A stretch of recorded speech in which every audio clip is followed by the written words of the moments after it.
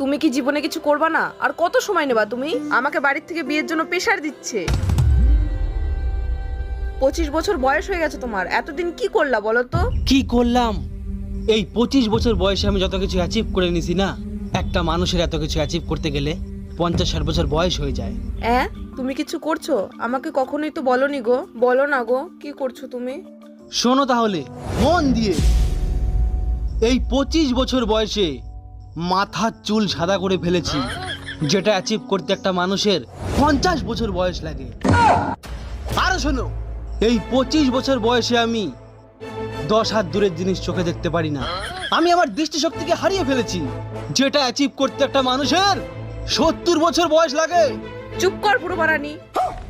তোর জন্য 70 বছর একটা বুড়ি ঠিক আছে, আমি না। যা বাড়া মেকআপ।